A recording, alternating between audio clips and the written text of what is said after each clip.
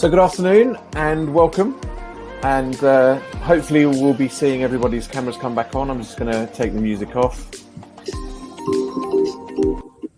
and hopefully you can see me and I can see you. Can you say hi, guys? Hello. Hi. Awesome. So welcome. We're going to be joined, as I said, this afternoon by Alice and Sophie, both at Kender Primary, and I'll let you guys do a formal introduction. We've also got Matt Pullen with us, who is a familiar face on the Academia webinars. So good afternoon, ladies. How are you? Good, thanks. You? Yeah, good. Are you well, Alice? I'm very well indeed. Thank you for asking. Good. I'm glad you're well. So, Matt, are you well? I'm very good. Good, thanks. Like an afterthought, but yeah, that's great. Yeah, I didn't mean it like that, so apologies. But Sophie, maybe a brief introduction from yourself. Yeah, so I'm Sophie Lam, and I'm the digital lead and classroom teacher at Kender Primary School, currently teaching some lovely year ones. Fantastic. And Alice, yourself. I'm Alice Luxmore. I'm the school business manager at Kender Primary. Been here for about 10, 12 years. And Sophie and I work very closely together as part of our rollout program for the IT.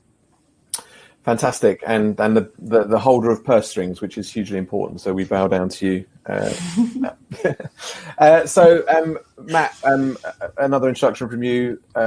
Most people know you, but we'll do it again. So hi everyone, Matt Pullen, Senior Lecturer, University of South Wales, working with future teachers in the primary sector, and also a professional learning specialist, working closely with the guys at Academia to support schools.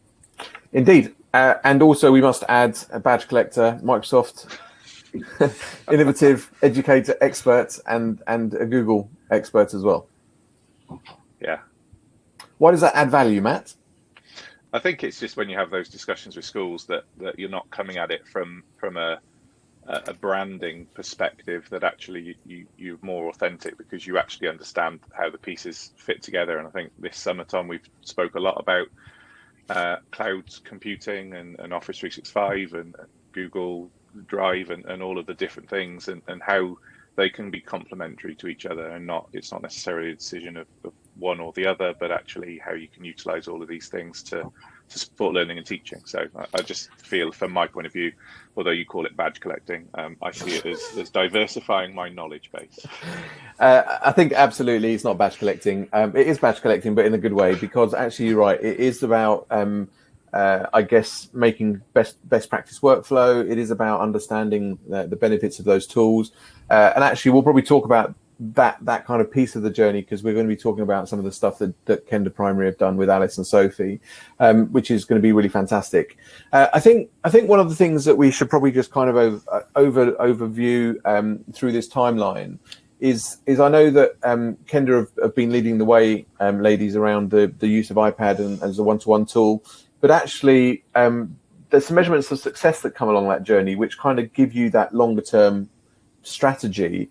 And we've talked about this, right? But importantly, access to learning is one of those. And I guess the security and the management of those devices comes into that. But Alice, specifically from a money's perspective, operational efficiencies are a kind of a huge topic, as well as that strategic value, yes? Absolutely. We go back to it all the time. You probably are aware with many other schools, the budgets are even more pressurised after COVID and the financial impact of that than they would be normally. So I'm always looking for operational efficiencies, but the reason for doing that has become much more immediate than it has previously been. And because we really have so little money, any spare money at all. Yeah. But we must never lose sight of the strategic point of what we're doing. So we've got to get that balance right all the time. Yeah, absolutely, and that goes back to that strategic value point, isn't it? It's not always about having the cheapest price, but it is about making sure that what you're spending your money on is going to be beneficial to the learning outcomes, to those efficiencies. And interestingly, people talk about operational efficiencies as just a costing, but actually it becomes it's a time efficiency as well. It's also, I guess, a workforce efficiency as well, because I think one of the things that we found, and I think I spoke to you earlier in the summer, Sophie, the workload on teachers during the initial part of COVID actually went through the roof because of those changes, regardless of maybe how far you were down your journey, but there was a change, and that's important to look at as well. Yes, definitely. Teacher workload increased during lockdown rather than decreased, and we had to look at ways we could use what we already had to support teaching and learning at home, but also helping staff wellbeing while we were at it. Yeah. I guess from your perspective, and you guys know this much better than us, but maybe give maybe the audience a bit of an overview of what Kender is and where they are. Yes, so Kender Primary School we're a two-form elementary primary school, South East London. We cater from nursery to year 6. We are located in one of the more deprived areas of the city. We have a large proportion of our children on free school meals at the minute. But despite those difficulties, we have a history of leasing tech at our school and trying to ensure that we've got the foundations that we need in order to provide quality teaching and learning. By way of statistics, our Idachi is, we're in the highest 10%. Wow. And free school meals are around about 40% and growing at the moment. They've grown quite steeply over lockdown. Yeah. And in terms of cultures and so on, have you got a large cohort of English as a second language as well? Yeah, I think there's 42 different languages spoken here. Wow. Okay. So some big numbers to be playing with, right?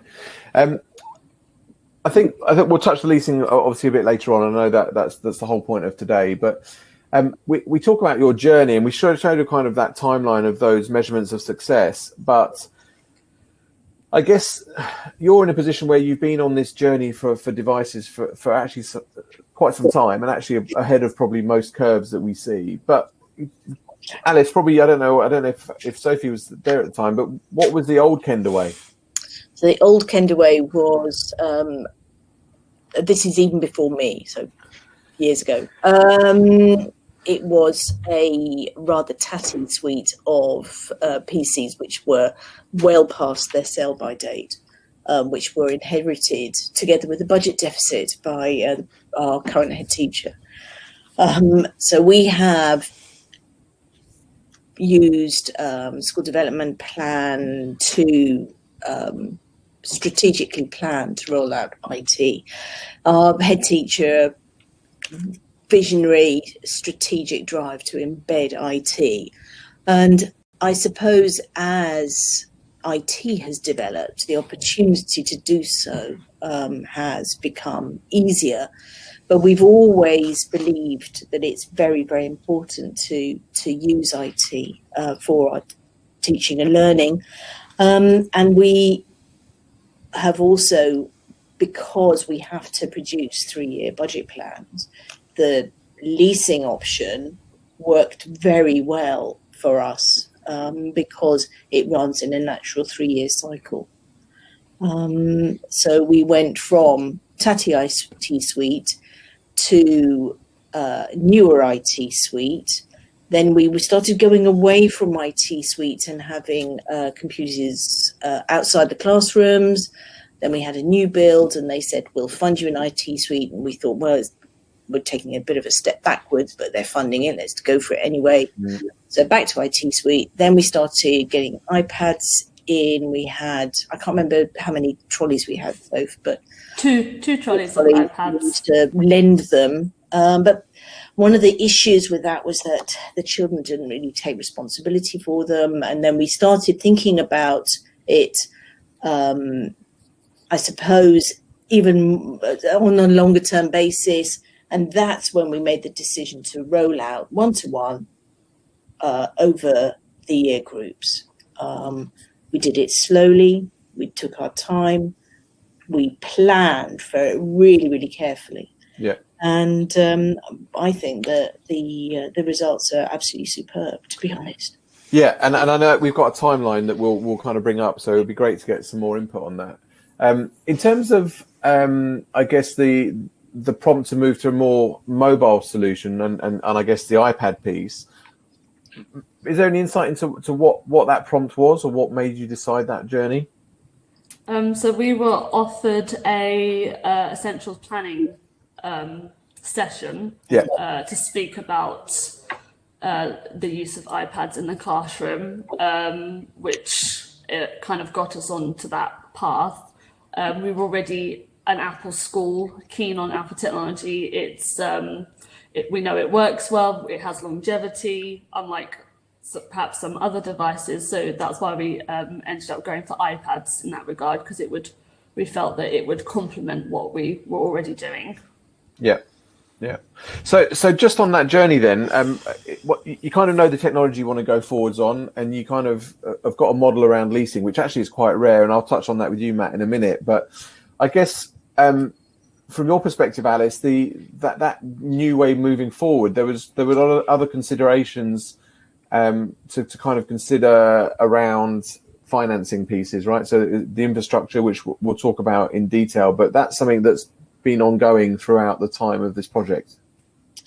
Part of the, I think one of the very first big lease that we took out, we put in part of the lease involved installing a new Wi-Fi system, so that we built that infrastructure in, and we're doing it again. I think it's probably now 5 years down the line that one of the current leases that we're running has got this Wi-Fi in.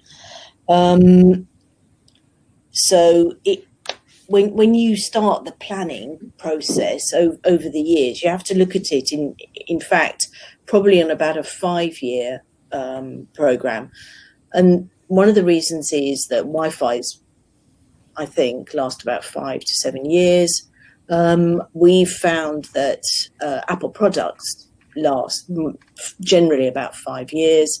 So there's that kind of the renewal that you have to think about. You have to plan for it like that. Yeah.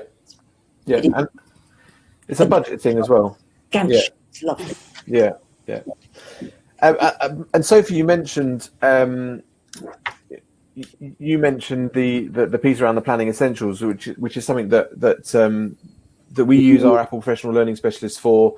As a rule, Matt has delivered a lot of these. We've got obviously Paul Hutton, who's done some of those with us as well. And I know Paul's actually been supporting you from an Apple Professional Learning Specialist kind of area, and that's been going really well. But Matt, these are the 4 pillars that we talk about in these workshops, and I think it's one of the greatest resources that we offer our customers. And I think it's changed over the time that it started, and now we do it virtually. But technology requires these 4 pillars, right? The vision and strategy, the learning, the teaching, and the environment.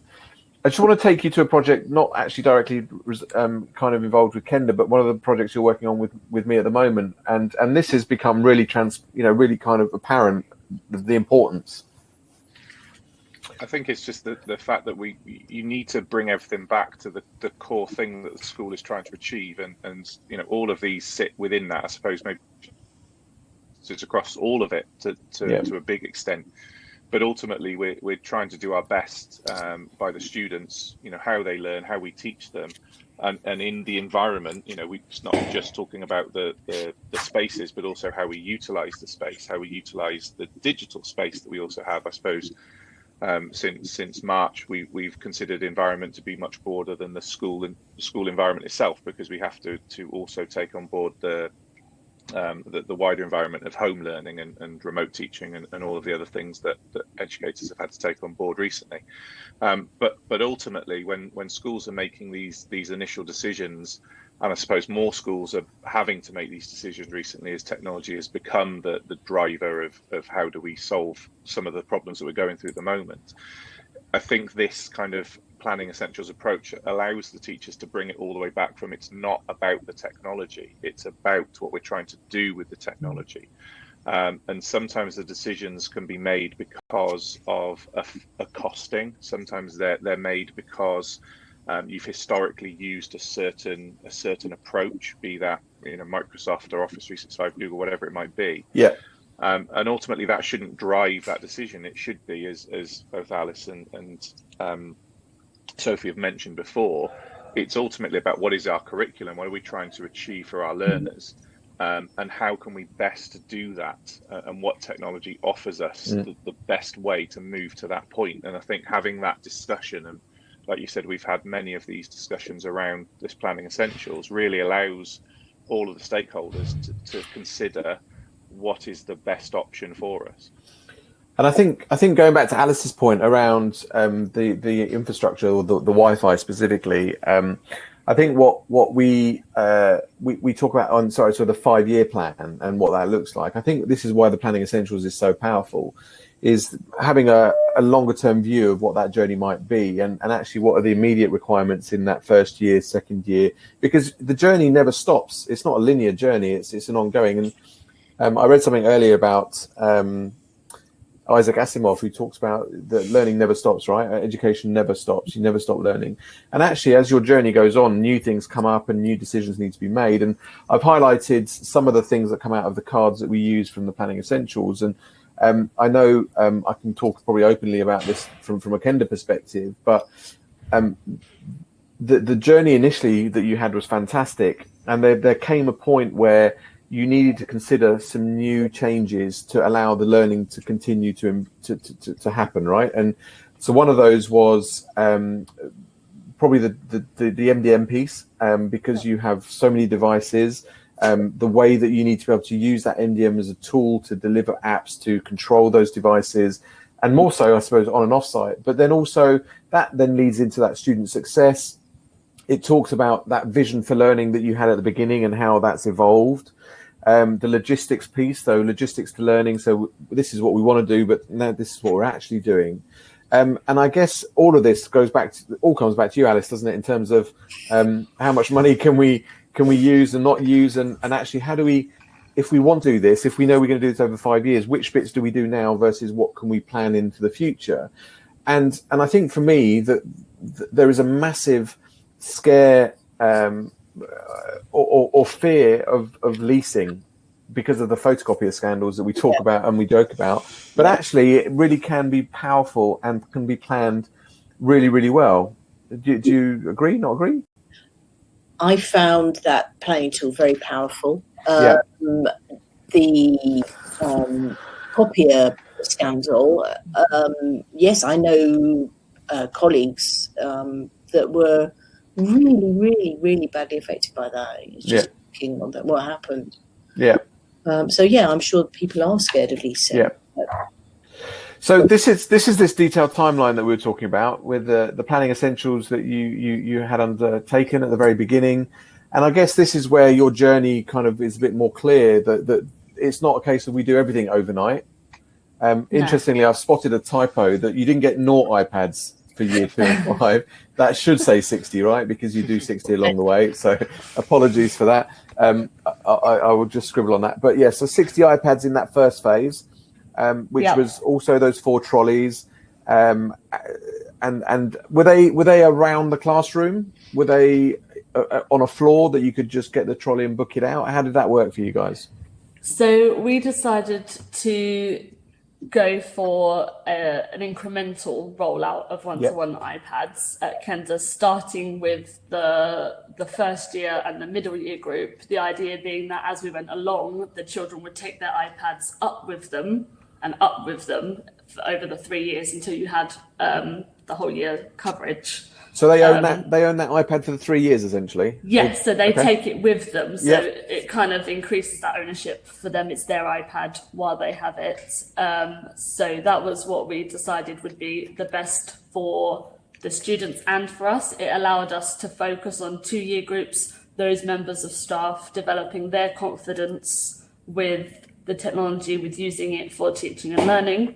And then when that year was finished and we were looking at allocating teachers to year groups the following year, we would then think about, can those teachers in year 1 and year 4 then be paired with the new teachers in year 2 and year 5 and support those members of staff, because they will be new to the iPad. So you kind of have a teacher partnership going on that helps develop CPD between staff, as well as other supported CPD options too. Yeah. And Alice, from my perspective, when we look at this, it's very clear, lease, and it helps you plan over that longer period of time, because we're talking, several years. Yes. We knew it would take a long time. We knew it would be a big investment. I think year 3 is the highest one, and then it starts tailing off because you're simply replacing the previous lease. Is less expensive. So it's a lovely little Gantt chart, and you can just see how it works. But this is a 3-year one, and this is what I was saying. You need to have a look at it, a 5-year, because of the way the rate of replacement that you need to look at. And technology moves so fast as well. Think about that. So that's really interesting, and I've got it in. I guess I've got it in my deck a little bit later on. But we talk about this subscription model, which is essentially what we're talking about. You know that what you're subscribing to, and you can see what you're including. You talk about the Wi-Fi being included in your lease, and I know that there's a conversation now about those next steps, but it's really clear to look at what your journey looks like. And I think one of the other things that we have seen is the ability to refresh those devices. So it's always current, and it's always available. And interestingly, you've also got staff iPads there, Sophie, haven't you? So is it the case of now all staff have iPads? Yep. So we've now managed to arrange it so that all teachers have an iPad, and all support staff have an iPad. So we're working on CPD for all members of staff, because particularly in the current situation, support staff are finding themselves delivering more in-class lessons as well, and activities, and they're taking groups out themselves as well. So it didn't make sense for the children to all have an iPad, and then the support staff who was helping them have nothing to support them with. So that's quite rare, isn't it, Matt? We often see teachers with devices, but we don't also always see the support staff element with iPads. Yeah, and it kind of to that point that Sophie made then about the role of the support staff as being critical in the teaching of students, and it might be in a slightly different way because they'll work independently with smaller groups. But when you look at it from a specialist angle, sometimes it's those learners that they might be working with that will benefit the most from working on an iPad. And those students have the iPad, but if the support staff doesn't necessarily know what they can do to support from a learning point of view, then you're almost building in a barrier there. So it's great to hear, that kind of team approach to, everybody uses these things, because ultimately they're a tool, right? You haven't yet talked about them as, they're not ICT tools. That's not what you're talking about. You're talking about them from a learning and teaching point of view. I also just kind of wanted to pick up on what you were saying there, Sophie, about the support for staff. I absolutely love that model of the coaching kind of element of, you've used it for a year now, you're going to support the people that haven't used it, and that internal approach to CPD, which is obviously then supported from the external factor to make sure that the innovative approach is there, but also the kind of softly approach to helping someone because you're in the staff room together, or you pass them in the corridor to just so to speak, to say you're doing some great stuff, why don't you try this? So that's really, really great to hear. And I think also there's probably an element there on that page around the implementation of Office 365. And I think for a lot of people, sometimes that translates as, they're going to Windows. It's not that, right? What we discussed when we started working together is actually we're doing some great stuff with the iPads, but how do we do this even better? And one of the things that we talked about was that workflow, feedback, access to learning, but also access to content and collaborative content for your staff. It wasn't easy, Sophie, was it, the move to 365? But it is starting to pay dividends. Yeah, I mean, particularly among staff and the current situation with bubbles, we're not allowed to interact. We can only collaborate remotely. My teaching partner is currently shielding, but that hasn't stopped her from joining in with a couple of lessons with her class. She's been at us with every planning session, because we've been able to use those tools. We can work together on lessons, upcoming lessons and planning and things like that without being in the same room. And I guess going back to that efficiencies piece, maybe we're not printing as much as we were. Printing as much? No, we're Definitely not. Sophie tells me that she's not even touched her. Was it your English books? You hardly gone near your English book.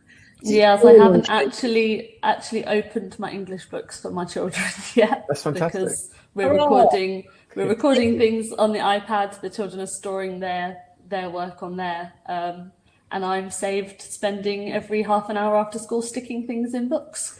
So I know Matt's going to be really passionate about this. I'll let you talk first, Matt. Go on. I mean, that's like music to my ears, right? Because you've looked at that from two angles. One, you said towards the end there about that you're not spending all your time sticking stuff in books, because let's face it, that's not what you're paid to do, right? That's just added workload. And if I talk to my students who are future teachers, and one of the things that comes up all the time is workload, right? How much do we do? Yeah. And that's something that if we can get rid of that, I know whenever I do professional learning with staff, your first thing is to say, if I could save you half an hour of your day by showing you something now, would you be on board? And they all, yes. So you show them that thing, and then you have them hooked for the rest of the day. But then also something that I'm passionate about is just the outcome of students doing it in a different way. So just I don't know how much you can expand on that, but from the point of view of students and yourself using video to express learning, because traditionally it's like, well, it's got to go in a book because Ofsted are going to look at it in a book, or obviously from the Welsh perspective from us, Estyn are going to look at it in their books. How is that kind of translated to that evidencing piece? It's great that students have that alternative opportunity. Have you seen outcomes that have improved? Have you seen any benefits to the evidencing it in that alternate way? So we're still quite new in this journey. This is the first term that we've decided to move away from books and start using online recording instead. But you can certainly tell that the children are more enthused with activities when I haven't given them a worksheet that they just need to complete and then stick in their book later. It's, as a year one teacher, it's allowed me to focus on practical learning and getting the children up, moving around, engaging their bodies as well as their brains, because we know, young children, they can't sit still for a long time. They need to be active and moving.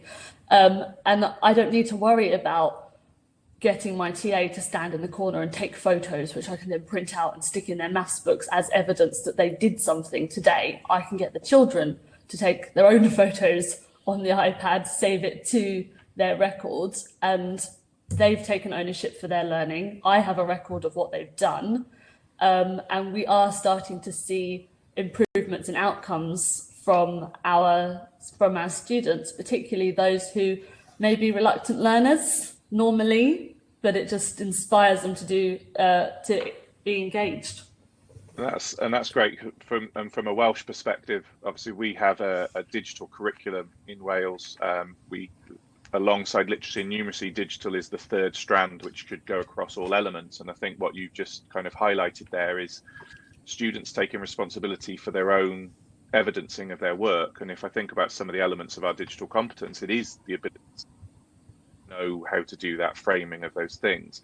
Maybe for that exact reason, because if we're not teaching students to do those things at some point in the curriculum, it's a skill that might never get learnt and contextualized. And actually, from what you were just demonstrating then, it's students taking ownership of showing what they've learnt as well. That's the key thing. Writing in a book or having you put it in a book for them, they're not engaged in that process, so they don't necessarily even reflect on what they've achieved. And we know that learning at any age, whether they're in year one or that they're in university with me, the important thing is that they see what they've learnt and they see what they need to do to improve. Yeah, and that's I'm always amazed by what the children I have can do. They're year one, and I say to other teachers, if my children in year one can be responsible for doing this themselves with some clear instructions, then there's no reason that anybody else can't do it. Yeah. I know we could talk about this for ages, and I know it's a really passionate subject. I think what's really important is actually it answers some of this, how teachers and students adapted. And I think we talk about COVID, but actually it's just what happens when you move to a way that is different. And, Matt and I always joke about if we always do things the way we've always done them and you always get the same kind of things. Actually, this is, I think, if we loosely link it back to that leasing piece, this is what that can allow you to do is allow you to plan to how we scale this up quickly, because there's a tipping point of running an old system and a new system, and that's expensive. That's never going to be financially viable. But actually, at what point do we see the success? Do we see the outcomes that we want to see in all of the areas that we're trying to achieve that in, and move it up and scale it up? And, your desires are ambitious, but they're also very achievable because of the stuff that you've done. But when we look at COVID, actually, maybe that transition from a school type of learning to a remote teaching and learning was probably, despite you going to 365 in the same period, was actually probably really powerful. Surprisingly easy, I think, actually, to adapt to teaching children remotely. We were halfway there, really, in terms of the planning. What do we have to do? So just get more Shobi licenses, I think, and then it was just push. Lockdown in some respects really propelled us forward in our journey. We had a more gradual plan to roll out some of these new features, but lockdown necessitated that it was sooner, and staff adapted really well, I guess, as we have all generally, to this new life of virtual living. Yeah. Well, technology changes the way we live, right, and the way that we work. I think we know that, but I think from our experience with Matt and I, where we've been talking to a lot of schools, and actually we did see this, that there was, our decision was propelled, whether we liked it or not. We had to make some decisions, and I think that's where we suddenly need to be open to more newer ideas, whether it's financing, whether it's the use of technology, and so on. And I think Matt and I have talked about this. We're quite it's interesting, I won't say shocked, it's interesting to see how some local authorities really drive the message to not lease, and actually some local authorities are quite open to it, and actually it's a school decision, but actually some of that ownership needs to come from the support mechanisms that sit outside experts like technology companies, but actually the people you rely on. Do you find that that's ever been an issue, or you're quite open to the support you get from local authority, without knocking people in it, by the way? I'm trying to think of any technical support that the local authority offers for IT, and struggling. And what LAs have just been cut to the bone. There's no money. And what about the conversation around leasing? Is that something that you had to guide yourself, Alice, or was there people that you could get support on that with? Or we've got a bursar. We consulted with him, and he was quite relaxed about it. So we always take the view that we'll take local authority guidance, but there wasn't any. We take the best guidance that we have. We make the decision ourselves. And Matt, your experience, that differs all over the country, right? Yeah, I think it goes back to that legacy piece of, if you've been burnt in the past, it can influence future decisions. The issues that have happened around leasing in the past, and I know very well that those same issues are prevalent in Wales, and people have been burnt by decisions, but also to say that's not leasing. That might have been the leasing company, the people who you were dealing with. It's not leasing in general. It's like we don't tar everything with the same brush, because actually that might do yourself a disservice. And I think what Alice has spoke about brilliantly today, and through the approach they've done, is how leasing has allowed them to meet their vision. And I think that's the key thing. And actually you need to ask yourself, if you're given a pot of money to spend in a short space of time, is that meeting the needs of the learning, or is that meeting the needs of spending the budget to make sure that you get that replenished the following year? And talking to a number of schools, as we have over the summer, Tom, there are schools that are talking about having pots of money and what can we buy for that pot of money, as opposed to what are we trying to achieve for our learners and what might be the best approach forward. And it's you're coming to the same kind of conclusion, but it's how you start that conversation which is absolutely critical. That it can't just be about, this device is cheaper than this device and we can get more devices, because and we've been very lucky in Wales, I suppose, from a government investment point of view, but that money's not going to be there every year. And so if you're being giving it now because, and again, it was part of an EdTech fund that was pre-COVID, but it isn't going to constantly be there. It's linked to our new curriculum. The government aren't going to just suddenly turn around and say there's another £50 million available to all schools. So you have to think very cleverly about what you do with the money that you have now to make it last, to make it have long-term impact. Otherwise, what you'll see is for 2 or 3 years, you have some fantastic equipment that works very, very well for the learners at that point. But in 3 years' time, the new influx of students that don't get the same deal, and actually then it kind of tapers off, and all of that fantastic stuff you did, you can't do anymore. And there's a knock-on impact, not just on the infrastructure, but also on the teachers. You can imagine now, Sophie, for someone like yourself who's probably doing some fantastic things, or is doing fantastic things in the classroom, if your devices gradually got worse and worse and the investment wasn't there, how does that impact on you from a career point of view, when you know what you can do, but the devices haven't been updated to allow you to carry on doing it? Because your personal feeling as a teacher is that you don't want to let those students down. And when you know you could do more, then we talk about, teacher workload. Also, what about teacher well-being? Because if you feel you're letting the students down, you put yourself under additional pressure. So although we're talking about leasing and we're talking about those things, and people view that just from a budget point of view, it is actually a lot deeper than that, because it does come down to teacher well-being as well, to a certain extent. It's interesting because we've had discussions as staff now that we have all of these implemented, and staff are saying, I don't know how I could teach anywhere else. I couldn't go back to a school that had an interactive whiteboard, or not even that, perhaps. They now are kind of, we need to stay here, or if we did want to go somewhere else, find another school in a similar position, because the idea of going back to the way it was is not something they're comfortable with.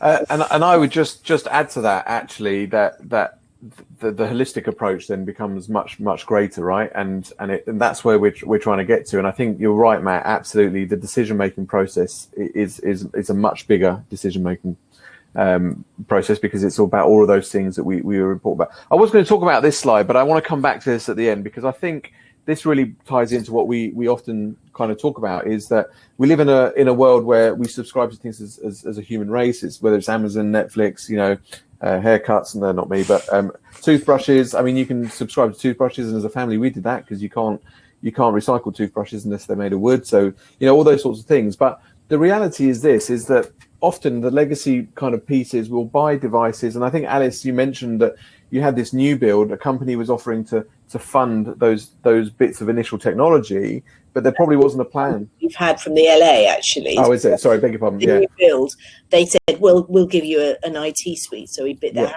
off.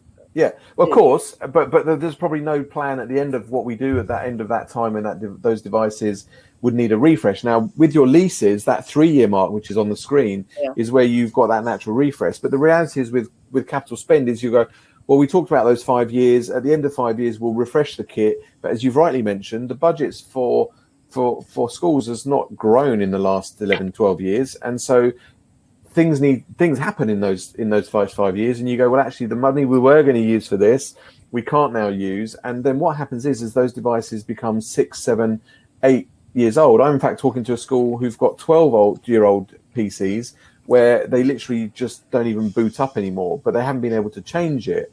And so if we subscribe to things in our personal lives, why can we not subscribe to technology from an education perspective, right? Because that's what we're suggesting. Yeah. And I'm just going to move us again to the top of the screen, but this is something that you've created and we off your own deck, and we've brought it in. But you mentioned this state funding is limited, Alice, but the leasing has allowed you to spread that cost. and this is your own model. And I think it's fantastic because it just really gives a really clear idea. You can see where things are happening, and I would suggest there's probably lots of people that would bite your hand off to have a look at this and talk to you. We're always always. We welcome. You've got nothing else to do. We welcome working collaboratively. Yeah. That's really good, and we're happy to pass people on to you. But I think it does talk about this piece here, which is one of the things that we talk about. That's the sustainability piece, which is again not just around financing, but lots of things. And Sophie, you mentioned about your English books. That's we work with schools who said that if they didn't buy any books for their students this year, that would save them £10,000. It's a lot of money to be saving by not buying paper books, right? Yeah. Definitely, yeah. I mean, the amount we spend on paper books for the sake of sticking more paper into the paper books is, Yeah. So pay. Yeah, sorry, Alice, go on. Just physically paying for a photocopied piece of paper. I know it's whatever 0.02p per sheet, but you've got a lot of sheets. It's a lot of sheets, and just unnecessary. So can I ask actually on that point that we talked about supporting everybody through remote learning? Obviously, you work in an area where there is some poverty, or is certainly deprived. Yes. How's the financial savings you have been able to make? Has that made a difference to what you can offer those students who are disadvantaged for whatever reason? Sorry, Sophie. So it meant that we could, because we'd had new iPads, we still had some slightly older ones left over before we started this program, still functional and, available for remote learning at the point. So it meant that we were able to give those out to students during lockdown. Those who were more deprived, it meant that we could hand out those iPads for children who didn't have them. Whereas other schools probably were like, no, we can't give out any technology, we need it back. Yeah. One of the big barriers that for more deprived families is actually being able to connect to the internet. We have subsequently found, it's all very well being able to supply elderly iPads, but if they can't actually access the internet themselves, that's been a problem. But I came across an offer on Twitter from Vodafone just, I think, last week, and SBMs could sign up for free SIM cards, which will give a student up to, I think it's 90 days of free internet access. And that's kind of invaluable to some of our... I mean, we've been very lucky. We haven't had to close any bubbles. Yeah. We've been careful. We haven't had to close any bubbles. And I think that's really important is again looking at the options where how do we support those learners and some of those disadvantaged could also be talented and gifted learners, right? Because there's all those things. I think one of the things that we found working with you is obviously the subscription piece, and that kind of lease model where you don't pay the full value is really great. What that return is, but also we've been talking to you from the very beginning around looking at your old legacy hardware, and it's not just Apple Kit, it's all your technology, but about giving you some money back. And I think that people are also not aware of that fund that can be come back. And I think, as academia last year, we gave back about £140,000 worth of, or maybe a bit more, actually £180,000 worth of funding back to education, where we recycled old technology. And it's something that you're probably much more aware of now, because we're talking around maybe some of your computers that you may scale down or not refresh and lease into other areas. So that's a value to you, Alice, I guess. It is, yes, absolutely. Every penny counts. Absolutely. Every penny. So I think the other thing that we're conscious of, and this is something that you talked about actually, not in terms of project-based learning, Sophie, but you talked about the ability for students to be much more interactive. They need to use their bodies as well as their brains. But this is one of the things that we have seen, I guess, fall in terms of where we've spent money for the sake of spending it on technology, and then we've built the kind of the the curriculum around the technology that we're buying, and this is not aimed at you, this is just aimed as a sector, what we see is that Victorian age of education in the UK specifically. And what we see is those students become passively engaged, right? They're not really involved in that learning. And teachers are at the front of the class, they're not able to walk around, they don't have the freedom. Obviously at the moment you're probably a little square at the front, but if we can make those learners much more active producers, and we can create those skill sets that are not traditionally taught through that Victorian way of teaching, and I mean that in the nicest way, that we actually are preparing them for future life. And there's a report that Matt and I refer to quite a bit from Fernandez, Wams and me, that talks about if a student is the creator of their own learning content, they're likely to have a much better creative retention in terms of knowledge. So up to 49.5%, right? So Matt and I were talking the other day about how both of our children at the same age create some learning content that they're showing their peers at school. My son had one the other day, was you need to create a movie around e-safety. And so everyone was like, well, what app do I have to use? And then it's, I can't access this app, I can't download it on my computer and everything else. But actually just using Keynote, where he was able to create a slide deck, add the voice piece, which you were talking about, Sophie, record all of that, and then export it as a movie. He's created what you're asking him to create. He's just done it in a way that has suited him. And actually, I found out just from the chat in his class, 80% of them haven't even done that piece of work because they're fixed on having to do it in a certain way, which is, again, this passive engagement rather than that project-based learning piece that we're talking about. And I know Max is very much into sketchnoting like his father. Yeah, and again, it's just a different outlet, right? So if he comes home from school and starts trying to tell me about what he's done in science, he's bogged down with vocabulary, and he visually wants to show me what he's learnt. And so he will, and he has done this, whether he's going to become a teacher like I was, I have no idea, but he will AirPlay his device and he will sit and teach us what he's learned in the day, and he will draw it. He will draw diagrams of the cells, and you actually start to see so much more information. Yeah, if I asked him to, what have you done today? Write it down for me. He's not going to do it. He's just, there's no way he's going to engage in that way.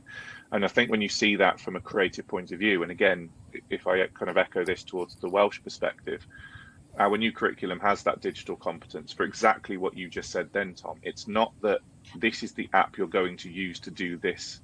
It's problem solving. We want you to create something, and we've taught you lots and lots of different things that you can do. And actually, can you do it in a way that works well for you? And Keynote isn't a movie app. You could have used iMovie, but the digitally competent child will say, this is what I want to do, and I'm sure I can make this work in a way for me. And when we think about the 4 core purposes in a Welsh curriculum, the things that were on that previous slide around, being creative, being capable, ambitious, that's what we want from our learners in Wales. And actually, good use of technology is going to allow students, like you just mentioned then, Tom, with your son, to be able to say, there's a problem I need to solve. How can I best solve the problem? And how can technology allow me to do that? It's not, you've got an ICT project to make a video. They're very different things. Although the outcome might be the same, what your son has learned is, here's the stuff I've learned, and I'm going to show you how to do it in a very different way, as opposed to, here's the content in a video. So I'm not going to lie, he needs some prompting. But what was great, but what was great is actually parental engagement, right? Because we see that as a real sticking point sometimes. So I was really excited to say, look, I've learned this from Matt. I'm going to show you what I've learned. But you know what the next day was? I said to him how proud I was of him. But I said, how was the classroom today? He was like, everyone was talking about, that they haven't been able to do this movie. And I was saying, well, just use Keynote on your iPad. Now, this is, he's part of a big academy trust that have committed to thousands and thousands of devices, one-to-one devices, iPad specifically, over the next year. So one of the things I've said to him is, well, Apple Teacher, and we talk about CPD, but the Apple Teacher program, which is free, and I know, Sophie, you're really passionate about as well, is as a child, even at 11, he can go and do that Apple Teacher and get some recognition for doing that. And I think, this is, we talk about the new normal, which is why I wanted to come back to this slide, but actually, what does that really look like? And students can be, can not be teachers, but they can be facilitators for their own peers, right? Which is really important. And that interaction between student and teacher can change, but also the way lessons may look would be different. But I think it'd be really interesting, and I haven't asked you, Sophie, and I guess more Sophie than Alice, but I know Matt's feelings on this, but what do examinations really look like in the future? Because it's, oh, well, you have to write on pen and paper. Well, but we don't, right?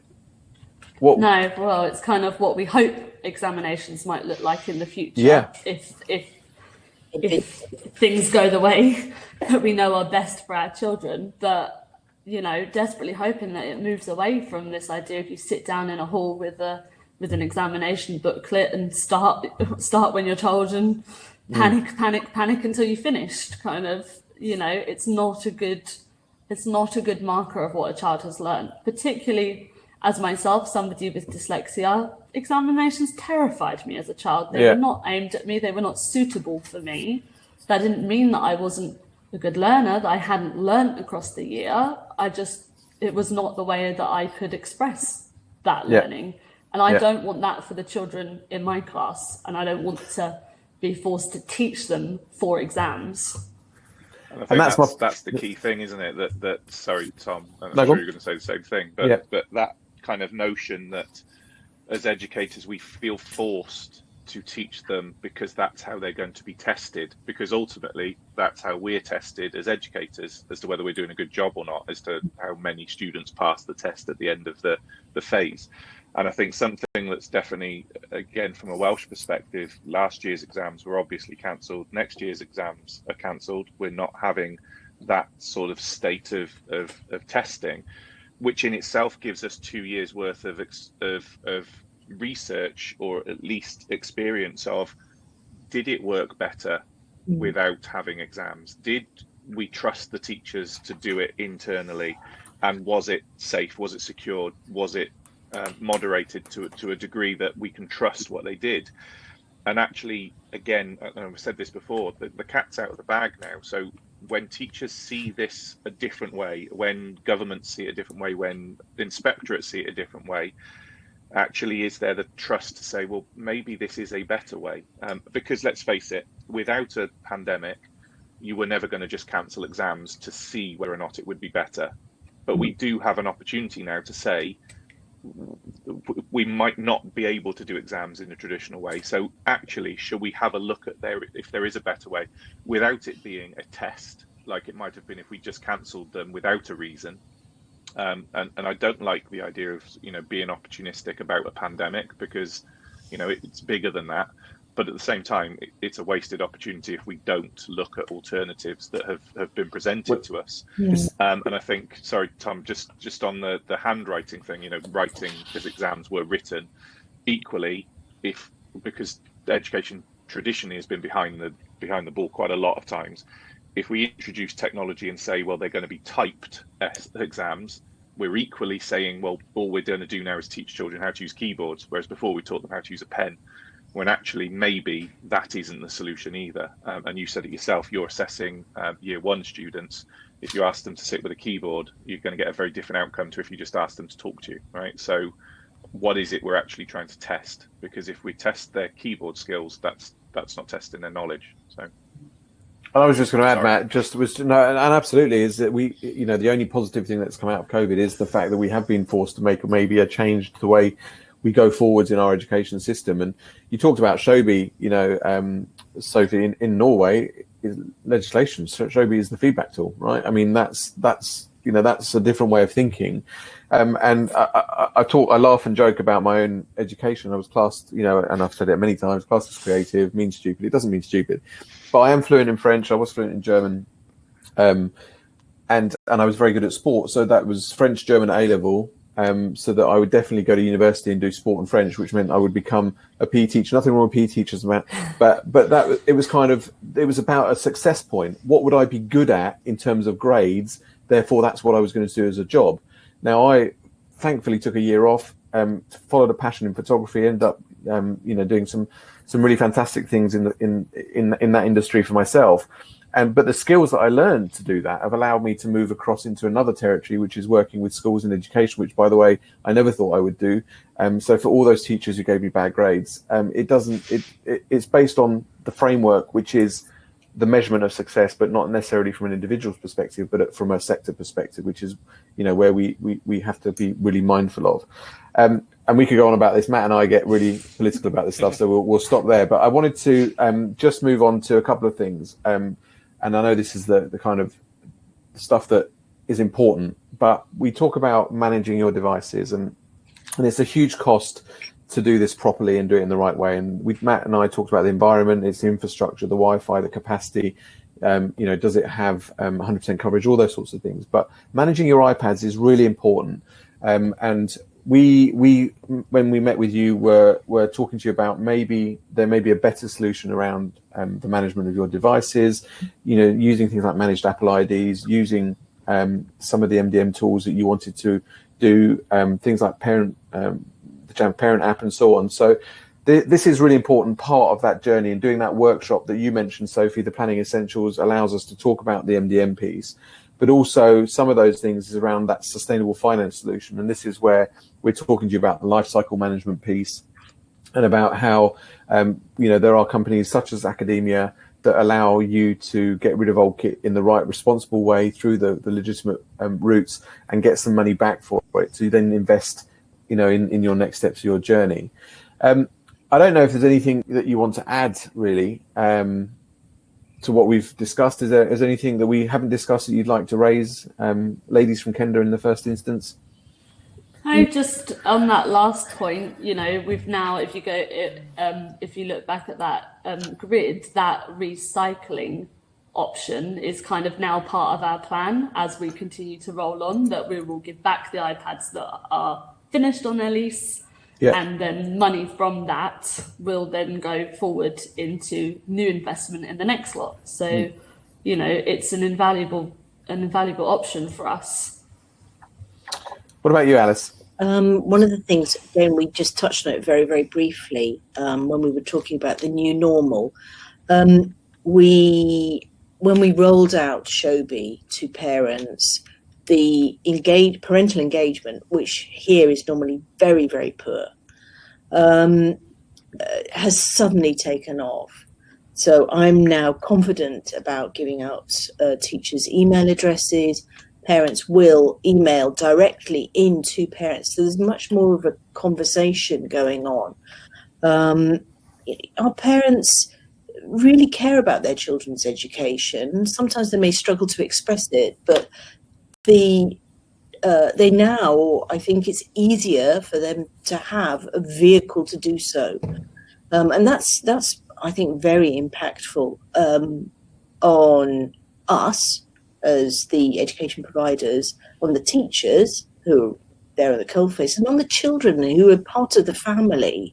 And, sometimes struggling to mediate between parent and teacher because there's a language barrier, whatever. Yeah, it's been very powerful.